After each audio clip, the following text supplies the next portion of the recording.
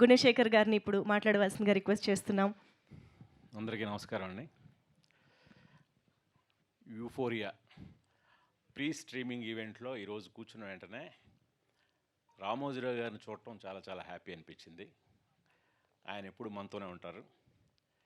ఈ ఉషా కిరణాలు అని ఏదైతే వాళ్ళ బ్యానర్ పాట ఉందో, అసిస్టెంట్ డైరెక్టర్గా నా కెరీర్ అప్పుడే స్టార్ట్ అయింది.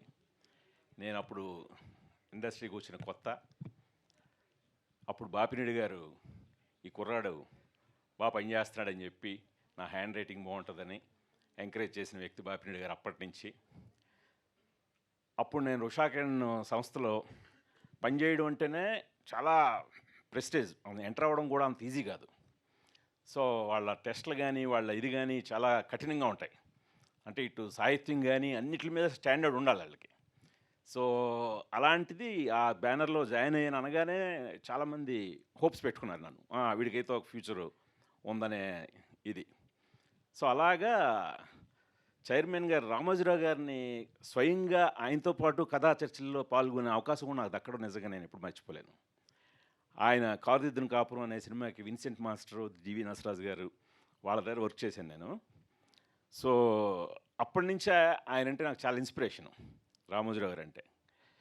సో ఆయన కూడా ఈ కుర్రాడని చెప్పి ఏదో అసిస్టెంట్ డైరెక్టరు అందరిలో అక్కడెక్కడ దూరం నిలబడ్డాడని అనకుండా వదిలేకుండా నా ఒపీనియన్ కూడా అడిగేవారు ఆయన. నీకెలా ఉంది ఏంటి, డివి నసరాజు గారు లాంటి వ్యక్తి చెప్పిన సీన్ని నీ ఒపీనియన్ ఏంటి బాబు అని చెప్పి నన్ను ముందుకు పిలిచి అడిగేవారు రామోజీరావు గారు. సో అలాంటి గొప్ప వ్యక్తి అయినా. సో అలాంటి సంస్థలో పనిచేసిన తర్వాత నాకు నిజంగా ఆ సంస్థ నుంచి బయటకు వచ్చేసరికి క్రాంతి కుమార్ గారని, రామ్ గోపాల్ వర్మ, ఇలాంటి వాళ్ళందరి దగ్గర పనిచేసే అవకాశం నాకు ముందు లీడ్ ఇచ్చింది ఉషా కిరణ్ సంస్థ అనమాట.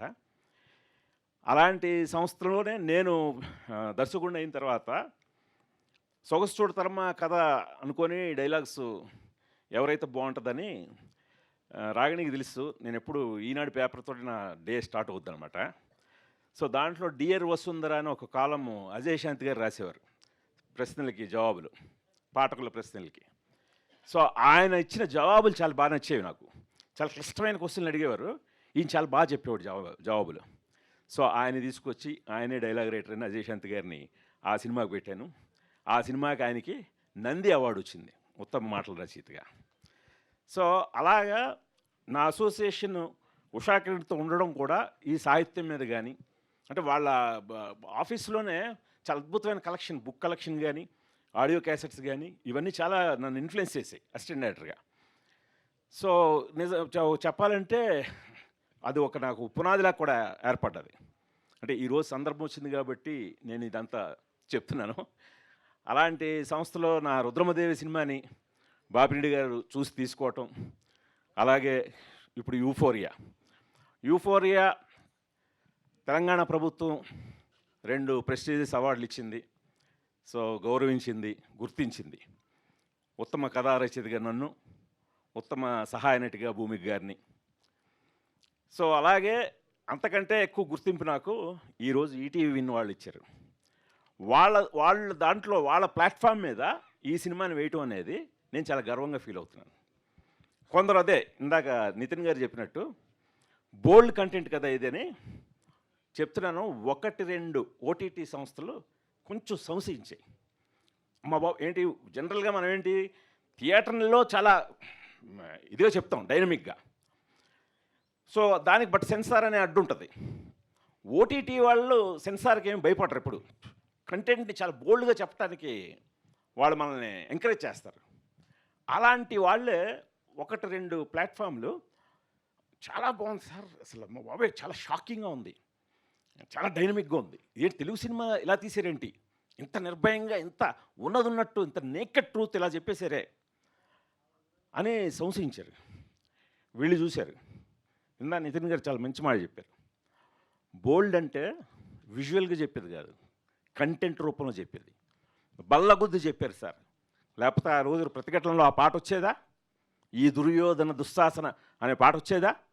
ఆ పాటలో జూమ్ దేనికి వెళ్తుంది, మొత్తం క్లాప్స్ కదా థియేటర్లో. ఒక్కసారి ఆ రోజు షేక్ అయిపోలేదు మనం, ఏంటి ఇంత బోల్డ్గా తీసారేంటి తెలుగు సినిమాలో అలాంటి ఒక సాంగ్ కానీ దాంట్లో చూపించిన విజువల్స్ కానీ ఒకసారి షేక్ అయిపోయాం అందరం. ఆ తర్వాత ఈవెన్ ఒక చిత్రం లాంటి చాలా థాట్ ప్రొవోకింగ్ ఆ రోజుకి.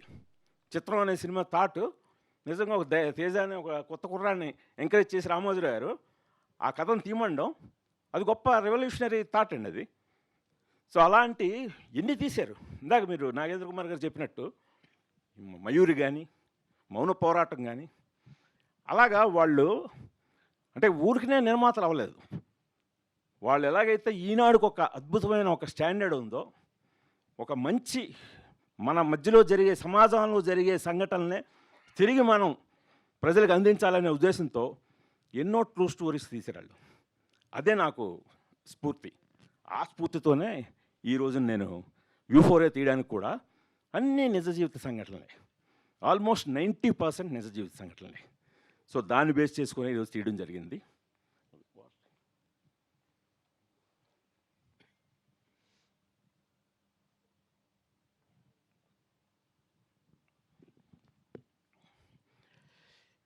ఇంకా ప్రభు గారు ఇందా మాట్లాడుతూ ఇది థియేటర్లో అనుకున్నంతగా చేయకపోవడానికి యూఫోరియా టైటిల్ కూడా రీజన్ అవ్వచ్చు.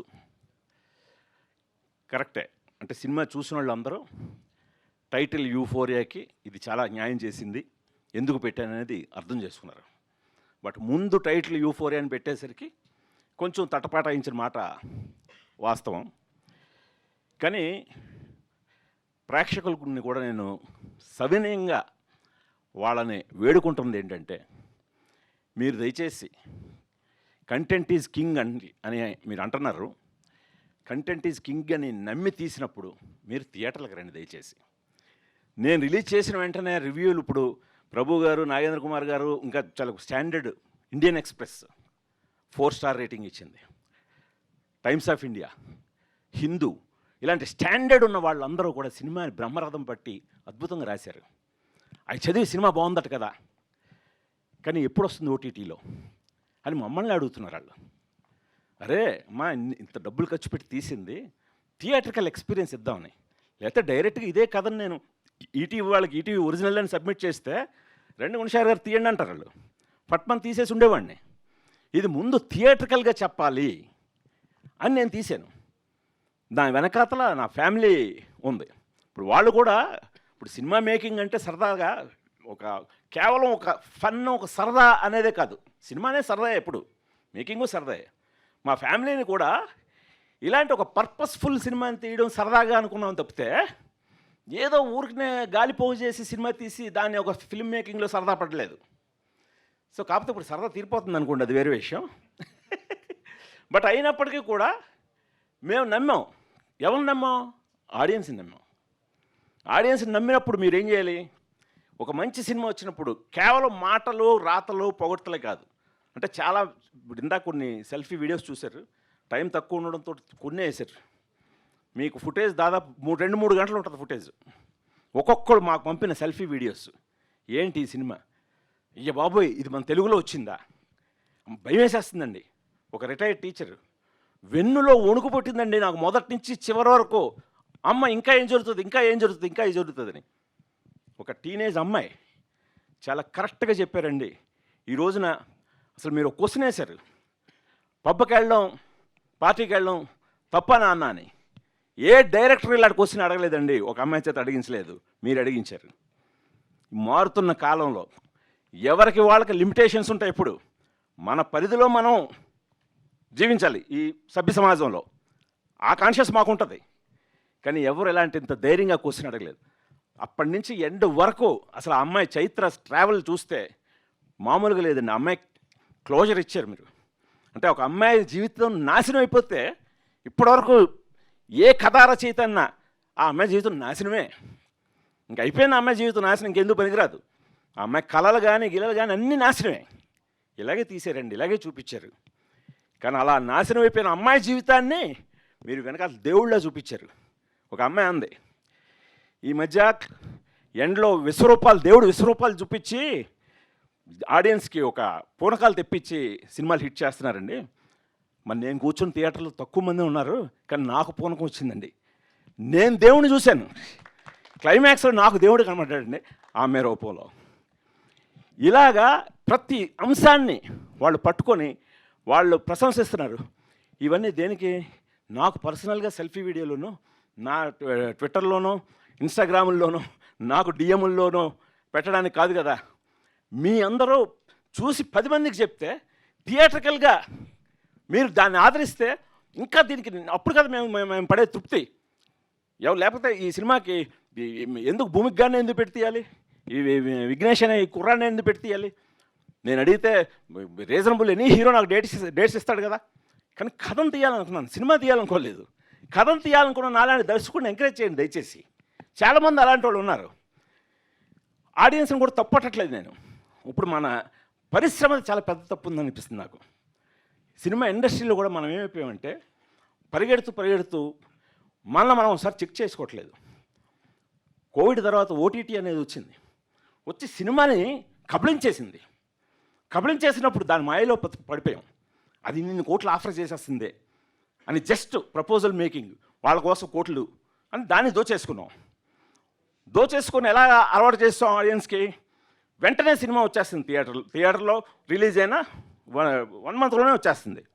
అప్పుడు ఎందుకు థియేటర్కి వెళ్దాం? థియేటర్కి పెద్ద హీరోలు ఉంటే వెళ్దాం.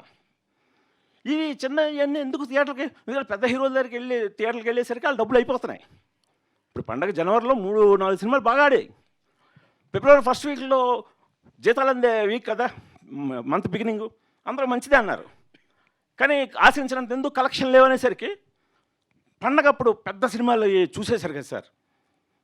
సో అంటే ఇప్పుడు అలాగా వాళ్ళు వన్స్ పెద్ద సినిమాలని థియేటర్లో చూద్దాం, ఇలాంటి కంటెంట్ సినిమాల్ని ఓటీటీలో చూద్దాం. ఎందుకంటే 4 వారాలు వచ్చేస్తుంది.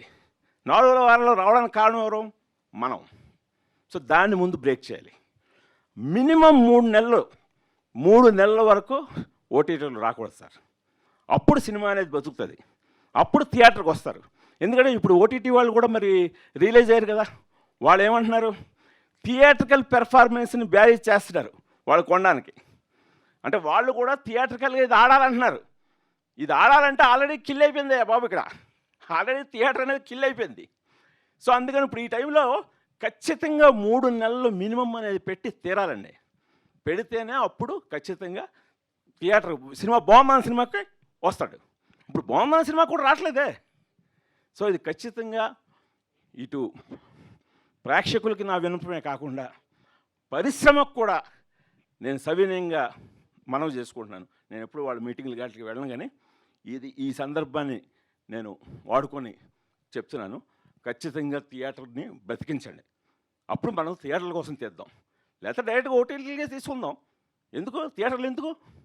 దయచేసి నా రిక్వెస్ట్ని మన్నించండి. ఇక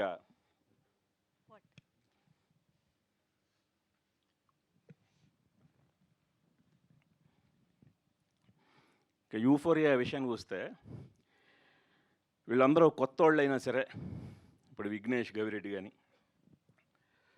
లిఖిత ఎలమంచిలు కానీ, లిఖిత్ నాయుడు కానీ, పృథ్వీరాజ్ అడ్డాల కానీ, వీళ్ళందరూ అరే ఈ డైరెక్టర్తో పనిచేస్తే మనకు ఒక మంచి గుర్తింపు వస్తుంది అని వాళ్ళు కూడా ఆల్మోస్ట్ ఒక సంవత్సరంన్నర పాటు నమ్ముకొని ఈ రోజున మీ అందరూ ప్రతి రివ్యూల్లో అందరూ చెప్పిన మాట, ఆర్టిస్టుల పెర్ఫార్మెన్స్ చాలా బాగుంది, ప్రతి యాక్టరు తనకి ఇచ్చిన పాత్రని చాలా బాగా పోషించాడు అని చెప్పి అందరూ ప్రశంసిస్తున్నారంటే దాని వెనకాతల వాళ్ళందరూ కూడా చాలా కృషి ఉంది. ప్రత్యేకంగా ఈ విఘ్నేష్ గవిరెడ్డి ఇతనికి సినిమా చెప్పాను నేను, తనకే తెలుసు ఎలాంటి పాత్ర చేస్తున్నాను. బ్యాంక్ అయ్యాడు. ఇప్పుడు వన్స్ రిలీజ్ అవ్వటం ఏంటి, కోకొల్లలు నేను ముందే చెప్పాను నీకు చాలా వచ్చేస్తాయి ఆఫర్లని, అలాగే వచ్చేసాయి. కానీ ఇప్పుడు కరెక్ట్గా ఆచితూచి అడిగేయమన్నాను, అలాగే ఆచితూచి అడిగేస్తున్నాడు. ఇప్పుడు అతని కథతో ఇప్పుడు ఎలా అయిపోయాడంటే, ఇప్పుడు ఇందాక నా పక్కన కూర్చొని సార్ అమ్మో మన కథ తర్వాత వేరే కథలు ఏవి నాకు ఎక్కట్లేదు సార్ అంటాడు. అంటే ఒక కథ తాలూకు స్టాండర్డ్ ఏంటనేది అతను చూసి ఇప్పుడు అతన్ని ఓకే చేయాలంటే నాకే కష్టమేమో అనే రేంజ్కి అతను ట్యూన్ అయ్యాడు. సో అలాగా నువ్వు అలాగే ఉండు, ఏం తొందర లేదు. నేను వెతుక్కుంటూ వచ్చాను కదా, అలా నిన్ను వెతుక్కుంటూ ఈ పెర్ఫార్మెన్స్ ఇతనే ఇవ్వగలడు అని చెప్పి నీ దగ్గరికి వస్తారు. నువ్వేమి ఇదవుకో, ఇప్పుడు ఇస్తున్నాయి కదా చెప్పి ఆ లవ్ స్టోరీలు రకరకాల లవ్ స్టోరీలు చేయాలి, నువ్వు లవ్ స్టోరీలు తప్పకుండా చేయాలి. బట్ ఆ లవ్ స్టోరీలో కూడా కథ అనేది పద్ధతిగా ఉండాలి. ఊరినే గాలి పోగేసి ఏదో చేసి లవ్ స్టోరీలు అంటే కూడా జనాలు ఏం చూసేయట్లేదు. ఇప్పుడు ఆడుతున్న అన్నిట్లు కూడా విషయం ఉన్న లవ్ స్టోరీలో ఆడుతున్నాయి కూడా. సో అలాగా ఇతను కానీ ఇంకా సారా అర్జున్ ఇప్పుడు దురంధర్ వేవ్ తోటి ఆ అమ్మాయిని చూశారు అందరూ. అసలు అంటే దురంధర్లో పాత్రకి యూఫోరియాలో అమ్మాయి వేసిన చైత్ర పాత్రకి అసలు పొంతం లేదు. సో అందులో ఎంత ఇదిగా చేసిందో దీంట్లో ఎంత సెన్సిటివ్ గర్ల్గా చేసిందండి అని చెప్పి ఇప్పుడు థియేటర్లో చూసిన వాళ్ళు చాలామంది ఆ అమ్మాయికి బాగా ఫ్యాన్స్ అయిపోయారు. నాకు తెలిసి ఈరోజు రాత్రి 12 దాటాక యూఫోరియా చూసి ఇంకా ఆమెకి ఫ్యాన్ బేస్ పెరుగుతుంది. అంత చక్కగా ఇప్పుడు ఆల్రెడీ దురంధర్తో ఒక యూఫోరియా క్రియేట్ చేసిన సారా యూఫోరియాతో ఇంకా యూఫోరియా క్రియేట్ చేయబోతుంది. తప్పకుండా మీ అందరూ చూడండి. అలాగే భూమిక గారు, ఆవిడ